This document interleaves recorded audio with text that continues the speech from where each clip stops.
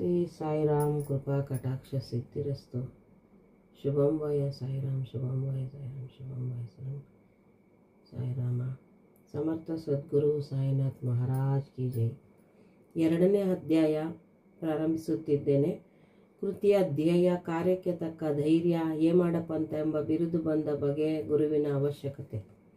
ಮೂಲ ಮರಾಠಿ ಕೃತಿಯಲ್ಲಿ ಇಂದಿನ ಅಧ್ಯಾಯದಲ್ಲಿ ಲೇಖಕರು ಈ ಕಾರ್ಯವನ್ನು ಕೈಗೊಂಡ ಬಗೆ ಮತ್ತು ಯಾರು ಈ ಕೃತಿಯನ್ನು ಓದಲು ಅರ್ಹರು ಎಂಬುದನ್ನು ತಿಳಿಸುವುದಾಗಿ ಹೇಳಿ ಈಗ ಈ ಅಧ್ಯಾಯದಲ್ಲಿ ಅದನ್ನು ನಿರೂಪಿಸಿರುತ್ತಾರೆ. ಈ ಕೃತಿಯ ಧ್ಯೇಯ. ಈ ಹಿಂದಿನ ಅಧ್ಯಾಯದಲ್ಲಿಯೇ ನಾನು ಶ್ರೀ ಸಾಯಿಬಾಬಾ ಕಾಲರ ಅಂಟು ಜಾಡ್ಯವು ಹರಡುವುದನ್ನು ತಡೆಗಟ್ಟಿದ ಅದ್ಭುತ ಪವಾಡವನ್ನು ವಿವರಿಸಿದ್ದೇನೆ. ಇದಾದ ನಂತರ ಅನೇಕ ಅದ್ಭುತ ಪವಾಡಗಳನ್ನು ಕೇಳಿದೆ. ಅದರಿಂದ ಉಂಟಾದ ಸಂತೋಷದಿಂದ ಈ ಕೃತಿ ಹೊರಹೊಮ್ಮಿದೆ. ಈ ಅದ್ಭುತ ಪವಾಡಗಳ ವಿವರಣೆಯು ಭಕ್ತಕೋಟಿಗೆ ಇಳಿಸುತ್ತದೆ ಮತ್ತು ಅವುಗಳ ಶ್ರವಣದಿಂದ ಭಕ್ತರ ಪಾಪಗಳು ನಾಶವಾಗುತ್ತವೆ ಎಂದು ತಿಳಿದು ಈ ಉದಾತ್ತವಾದ ಜೀವನ ಚರಿತ್ರೆ ಮತ್ತು ಉಪದೇಶಗಳನ್ನು ಬರೆಯಲು ತೊಡಗಿದೆ. ಈ ಯೋಗಿಯ ಜೀವನ ಚರಿತ್ರೆಯು ತರ್ಕವೂ ಅಲ್ಲ, ತರ್ಕಶಾಸ್ತ್ರವೂ ಅಲ್ಲ.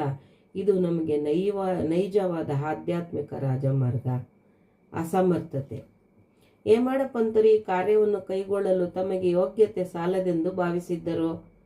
ನನಗೆ ಯಾವ ಆತ್ಮ ಸ್ನೇಹಿತನ ಜೀವನ ಚರಿತ್ರೆಯು ಗೊತ್ತಿರುವುದಿಲ್ಲ.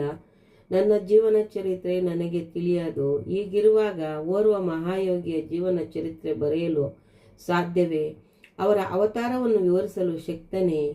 ಮಹಾಯೋಗಿಗಳ ಜೀವನ ಚರಿತ್ರೆ ಬರೆಯಬೇಕಾದರೆ ಅವರೂ ಸಹ ಮಹಾಯೋಗಿಗಳೇ ಆಗಿರಬೇಕು. ಇಲ್ಲದಿದ್ದರೆ ಅವರ ಅನುಭವಗಳನ್ನು ಹೊರಗೆಡಹಲು ಹೇಗೆ ಸಾಧ್ಯವಾದೀತು? ಇದೊಂದು ಕ್ಲಿಷ್ಟ ಸಮಸ್ಯೆ. ಮಹಾಸಾಗರದ ಆಳವನ್ನು ಪತ್ತೆ ಹಚ್ಚಬಹುದು, ಗಗನಕ್ಕೆ ವಸ್ತ್ರವನ್ನು ಹೊದಿಸಬಹುದು. ಆದರೆ ಈ ಕೆಲಸ ಗುರುತರವಾದುದು. ನಂತರ ನಗೆಗೀಡಾದೇನು ಎಂದು ಹೇಳಿ ಸಾಯಿಯವರ ಆಶೀರ್ವಾದವನ್ನು ಬೇಡಿದೆ ಎಂಬುದಾಗಿ ಕವಿ ಹೇಮಾಡಪಂಥರು ಹೇಳಿರುತ್ತಾರೆ. ಅತ್ಯಂತ ಹೆಸರುವಾಸಿಯಾದ ಮಹಾರಾಷ್ಟ್ರದ ಕವಿಯೋಗಿಗಳಾದ ಶ್ರೀ ಜ್ಞಾನೇಶ್ವರ ಮಹಾರಾಜರು ಈ ರೀತಿ ಹೇಳಿದ್ದಾರೆ. ಮಹಾಯೋಗಿಗಳು ಭಕ್ತರಿಂದ ತಮ್ಮದೇ ಆದ ವಿಚಿತ್ರ ರೀತಿಯಿಂದ ತಮ್ಮ ಕೆಲಸವನ್ನು ನೆರವೇರಿಸಿಕೊಳ್ಳುತ್ತಾರೆ.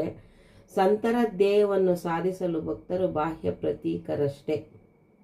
ಸುಮಾರು 1700ರಲ್ಲಿ ಕವಿ ಮಹೀಪತಿಯವರು ಮಹಾಯೋಗಿಗಳ ಅದ್ಭುತ ಜೀವನ ಚರಿತ್ರೆಯನ್ನು ಬರೆಯಲು ಉತ್ಸುಕರಾದರು. ಮಹಾಯೋಗಿಗಳು ಅವರನ್ನು ಪ್ರೇರೇಪಿಸಿ ಆ ಕಾರ್ಯವನ್ನು ಕೈಗೂಡಿಸಿಕೊಂಡರು. ಇದೇ ರೀತಿ 1800ರಲ್ಲಿ ದಾಸಗಣುರವರ ಸೇವೆಯು